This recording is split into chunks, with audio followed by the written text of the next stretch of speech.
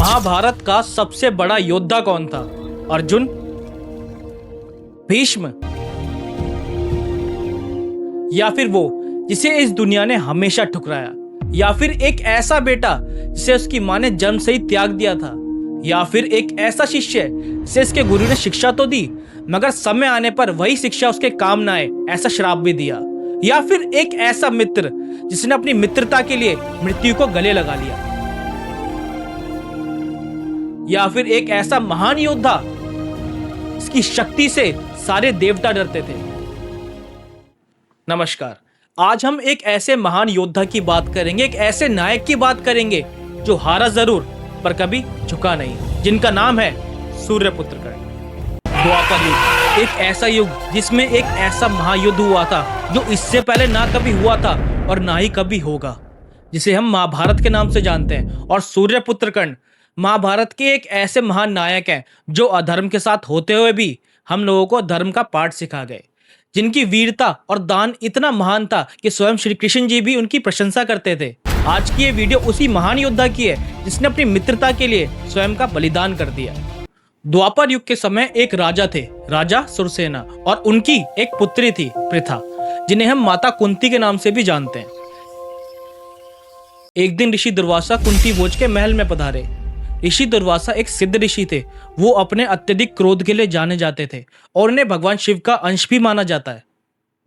राजा ने ऋषि की सेवा का भार पृथा यानी कुंती को सौंपा और देवी कुंती ने निष्ठा और धैर्य से उनकी बहुत सेवा की, जिससे प्रसन्न होकर ऋषि दुर्वासा ने उन्हें एक मंत्र वरदान में दिया। इस मंत्र की शक्ति ये थी कि देवी कुंती किसी भी देवता का स्मरण करके उन्हें बुलाएंगी तो उस देवता के अंश से उन्हें एक पुत्र प्राप्त होगा। एक दिन कुंती ने जिज्ञासा में उस मंत्र को चेक करने के लिए कि यह मंत्र काम करेगा या नहीं करेगा, इसी जिज्ञासा में उन्होंने वो मंत्र सूर्यदेव का नाम लेकर उन पर प्रयोग कर दिया और तभी वहां सूर्यदेव प्रकट हो गए। कुमारी कुंती घबरा गई। उन्होंने कहा, मैं केवल इस मंत्र को टेस्ट कर रही थी, देखना चाहती थी। तभी सूर्यदेव ने कहा, मंत्र कभी निष्फल नहीं जा सकता। और तभी उनके अंश से एक दिव्य बालक का जन्म हुआ।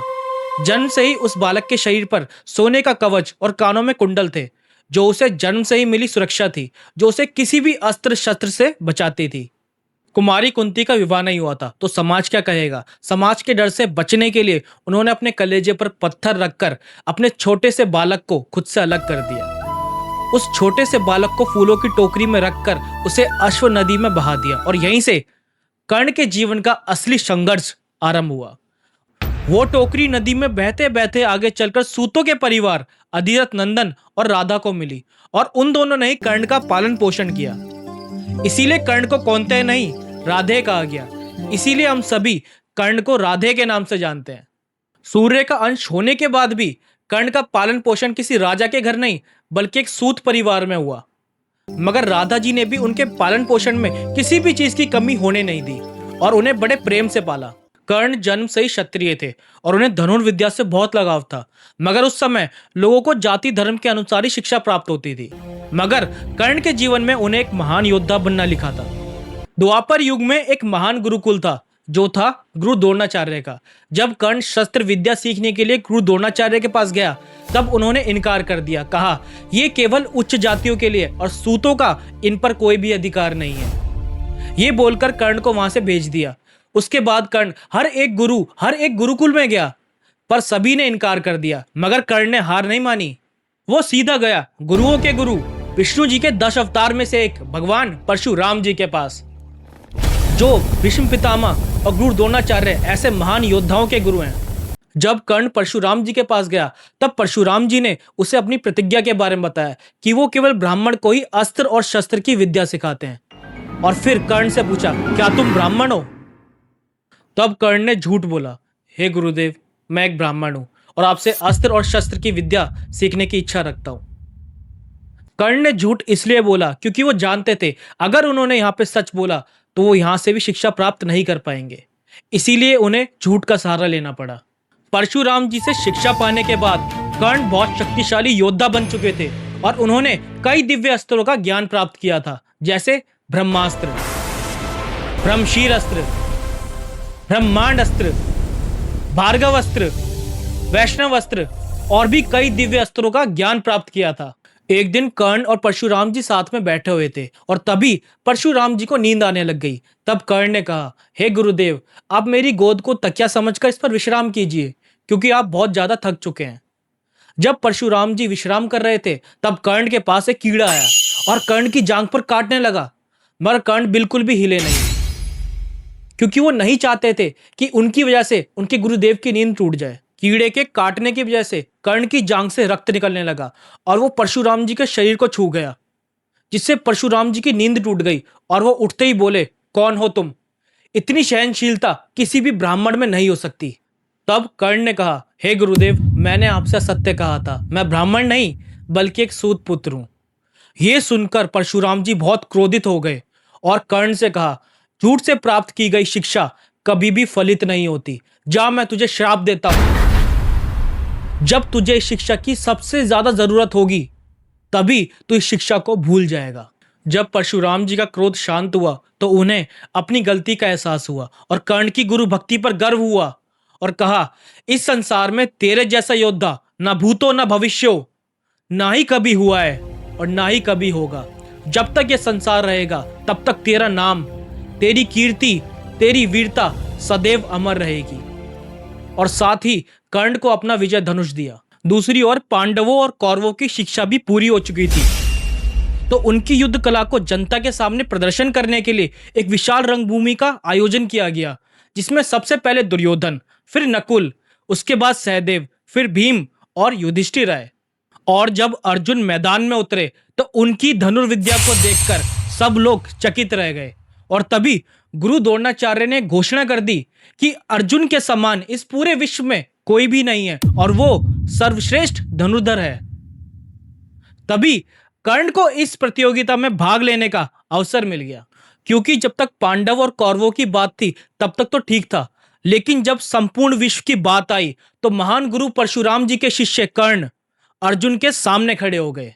तभी कृपाचार्य सामने आ गए और कर्ण से पूछने लगे, इस प्रतियोगिता में भाग लेने से पहले तुम ये बताओ कि तुम कौन हो? तब कर्ण ने कहा, मैं सूत अधिरथ पुत्र कर्ण हूं। ये बात सुनकर सब लोग उनका मजाक उड़ाने लग गए, खास करके भीम। तभी दुर्योधन आगे बढ़े और कर्ण को अंग देश का राजा बना दिया। अब वो अंगराज कर्ण है, एक राजा हैं, तो अब वो इस प्रतियोगिता में भाग ले सकते हैं। अर्जुन और कर्ण दोनों के बीच एक घमासान युद्ध होने लग गया।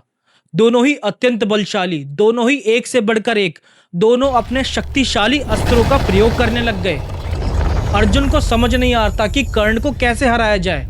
जैसे ही अर्जुन कोई बाण छोड़ते वैसे ही कर्ण उसका उत्तर पहले ही दे देते थे और तभी सूर्यास्त हो गया और प्रतियोगिता यहीं समाप्त हो गई। कुछ समय बाद द्रौपदी स्वयंवर में जब कर्ण अपना धनुष कौशल दिखाने के लिए आगे बढ़ रहे थे तब द्रौपदी ने भी उनका बहुत अपमान किया। उन्होंने कहा, मैं सूत पुत्र से विवाह नहीं करूंगी। उसके बाद अर्जुन ने वो स्वयंवर जीता। उस महान योद्धा का कई लोगों ने बहुत बार अपमान किया। कर्ण का जीवन अपमान और श्राप से भरा हुआ था। जब कर्ण जंगल में शिकार के लिए जा रहे थे तब उनसे गलती से एक गाय की हत्या हो जाती है जो एक ब्राह्मण की थी। तब ब्राह्मण उन्हें एक श्राप देते हैं, जिस प्रकार मेरी गाय असहाय होकर मरी है वैसे ही तू भी असहाय होकर मरेगा। कर्ण को एक श्राप और मिला था जो स्वयं धरती माता ने दिया था और उसी श्राप की वजह से उनका रथ का पहिया धरती में फंस गया था। आप लोग कमेंट में बताएं कि धरती माता ने कर्ण को कौन सा श्राप दिया था और क्यों दिया था। जब युधिष्ठिर को खांडवप्रस्थ दिया गया जो बहुत भयानक और उजाड़ क्षेत्र था, मगर पांडवों ने वहां पे अपना राज्य स्थापित किया, जिसमें श्री कृष्ण जी और विश्वकर्मा जी ने भी उनका सहयोग किया और उन्होंने वहां पर एक खुशहाल राज्य स्थापित किया जिसका नाम इंद्रप्रस्थ पड़ा। दुर्योधन भी इंद्रप्रस्थ को देखने के लिए गया और जैसे ही वो वहां गया तो वो वहां के मायावी दृश्य को देखकर दंग रह गया। जैसे जहां फर्श होना चाहिए वहां पर पानी है और जहां पर पानी का दृश्य होना चाहिए वहां पर फर्श है। दुर्योधन सूखी जमीन समझकर पानी में गिर गया, जिसे देखकर द्रौपदी हंस पड़ी। ऐसा माना जाता है द्रौपदी ने दुर्योधन को अंधे का पुत्र अंधा कहा था। अपने इस अपमान और पांडवों के ऐश्वर्य को देखकर दुर्योधन बदले की आग में जलने लग गया। तो दुर्योधन ने अपने मामा शकुनी के साथ मिलकर पांडवों को बर्बाद करने की योजना बनाई, जिसका नाम था द्यूत कीड़ा, मतलब जुआ। शकुनी के पास वो पासे थे जो उसकी हर एक बात मानते थे। ऐसा माना जाता है कि शकुनी के पासे उसके पिता की हड्डियों से बने थे। कर्ण को शकुनी बिल्कुल भी पसंद नहीं था, या फिर ये कहें कर्ण को छल कपट बिल्कुल भी पसंद नहीं था। द्यूत कीड़ा में युधिष्ठिर अपना सब कुछ हार गए, अपना राज्य, अपना मान, अपना सम्मान, अपने भाई, यहाँ तक कि अपनी पत्नी द्रौपदी भी। दुर्योधन के कहने पर दुशासन द्रौपदी के केश को पकड़कर उसे उस सभा में लेकर आ गया जहां पर उनका चीरहरण होने की कोशिश की गई, मगर श्री कृष्ण जी ने उन्हें बचा लिया। दुर्योधन और कर्ण दोनों ने द्रौपदी को बहुत भला बुरा कहा। बाद में कर्ण को अपनी गलती का एहसास हो गया। खेल समाप्त हो गया। खेल समाप्त होने के बाद पांडव 13 साल के वनवास और 1 साल के अज्ञातवास के लिए चले गए। जब यह समय पूरा हुआ तब श्री कृष्ण जी हस्तिनापुर गए पांडवों को उनका राज्य वापस दिलवाने के लिए, मगर दुर्योधन ने साफ इनकार कर दिया था, जिससे अब दोनों पक्ष युद्ध के लिए तैयार हो गए थे। और उस समय कर्ण भी बहुत ज्यादा शक्तिशाली हो गया था। पांडवों के वनवास के दौरान कर्ण दिग्विजय यात्रा कर रहा था। उसने कई शक्तिशाली राजाओं को हराकर दुर्योधन के पक्ष में आने के लिए मजबूर कर दिया था। महाभारत का युद्ध शुरू होने वाला था और इंद्रदेव कर्ण से भयभीत थे, क्योंकि कर्ण के पास वो शक्तिशाली कवच और कुंडल थे जो कर्ण को अमर बनाते थे। इंद्रदेव जानते थे कि कर्ण बहुत बड़ा दानवीर है, इसलिए उन्होंने छल से कर्ण के कवच और कुंडल दान में मांग लिए। मगर उस दानवीर ने बिना सोचे अपने शरीर की त्वचा को काटकर लहूलुहान होकर वो कवच और कुंडल इंद्रदेव को दान में दे दिए, जिससे प्रसन्न होकर इंद्रदेव ने कर्ण को अपनी अमोघ शक्ति, इसे वासवी शक्ति भी बोलते हैं, वो दी, जिसे केवल एक बार इस्तेमाल कर सकते हैं। कर्ण ने वो शक्ति अर्जुन के लिए रखी थी, मगर किसी दुर्घटना की वजह से वो शक्ति उन्हें घटोत्कच पर इस्तेमाल करनी पड़ी। उनके दान की कहानी यही नहीं रुकी।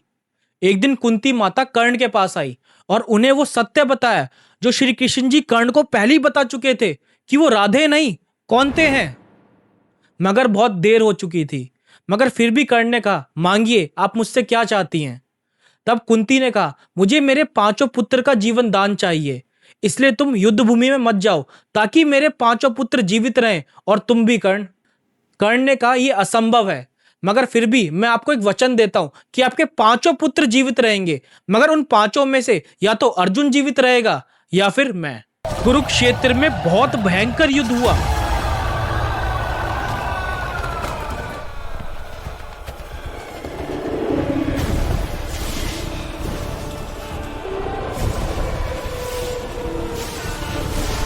मगर कर्ण को मौका मिलने के बाद भी उन्होंने उन चारों भाइयों को नहीं मारा, क्योंकि उन्होंने अपनी मां को दिए हुए वचन का मान रखा। अब कर्ण और अर्जुन का युद्ध हुआ। दोनों महाबलशाली योद्धा एक दूसरे के आमने सामने थे। ये युद्ध इतना भयंकर था कि सारे देवता इस युद्ध को देखने के लिए आ गए थे। इस युद्ध में महाविनाशकारी अस्त्रों का संधान हुआ, जिससे तीनों लोग कांपने लगे। एक और कर्ण जिनके सारथी शैल्य थे और एक और अर्जुन जिनके सारथी स्वयं वासुदेव कृष्ण थे। जब अर्जुन बाण चलाता है तो कर्ण का रथ 20 कदम पीछे जाता है, और जब कर्ण बाण चलाता है तो अर्जुन का रथ 2 कदम पीछे जाता है, जिसे देखकर वासुदेव कृष्ण कर्ण की प्रशंसा करते हैं, वाह कर्ण, क्या बाण चलाया है। जिसे देखकर अर्जुन पूछता है, हे केशव, जब मैं बाण चलाता हूं तो कर्ण का रथ 20 कदम पीछे जाता है, और जब कर्ण बाण चलाता है तो अपना रथ केवल 2 कदम पीछे जाता है, फिर भी आप उसकी प्रशंसा कर रहे हो। अर्जुन का अहंकार तोड़ने के लिए श्री कृष्ण जी कहते हैं, तुम्हारे रथ पर स्वयं मैं इस सारे संसार का भार लिए हुए बैठा हूं, और तुम्हारे ध्वज पर स्वयं पवन पुत्र हनुमान जी हैं, फिर भी कर्ण हमें 2 कदम पीछे कर रहा है। कल्पना करो अर्जुन, कर्ण कितना शक्तिशाली है। अब युद्ध का अंतिम चरण था। अब कर्ण का श्राप ने उन्हें असहाय बना दिया। वो अपनी विद्या विस्मरण करके अपनी विद्या भूल गए। वो अपनी विद्या याद करने की पूरी कोशिश कर रहे हैं, मगर याद नहीं कर पा रहे हैं, और इसी बीच उनके रथ का पहिया भूमि में धंस गया और वो असहाय हो गए। जब कर्ण अपना रथ का पहिया निकालने के लिए अपना धनुष रथ पर रखकर अपना रथ का पहिया बाहर निकाल रहे थे, तब श्री कृष्ण जी ने कहा, यही अवसर है पार्थ, बाण चलाओ। तब अर्जुन ने कहा, हे माधव, वो निशस्त्र और असहाय है। तब श्री कृष्ण जी ने उन्हें अभिमन्यु की मृत्यु और द्रौपदी के चीरहरण के बारे में याद दिलाया। तब अर्जुन ने अंजलि का अस्त्र से कर्ण का वध कर दिया। एक कहानी ये भी बहुत प्रसिद्ध है कि जब कर्ण मृत्यु अवस्था पर थे, तब श्री कृष्ण जी एक ब्राह्मण का वेश लेकर उनके पास दान मांगने के लिए आए। तब कर्ण ने उनका मान रखकर अपना सोने का दांत पत्थर से तोड़कर उन्हें दे दिया। सूर्यपुत्र कर्ण के बारे में ऐसी हजारों कहानियां हैं जो आपको सोचने पर मजबूर कर देगी कि उसके जैसा दानवीर और महान योद्धा ना ही कभी हुआ है और ना ही कभी होगा। आपको क्या लगता है, अगर कर्ण को उनका हक मिला होता तो आज महाभारत का परिणाम कुछ और होता या नहीं? कमेंट में जरूर बताएं और इस वीडियो को लाइक करें, कमेंट करें, शेयर करें ताकि और भी इस महान दानवीर योद्धा के बारे में जान सकें। जय श्री राम।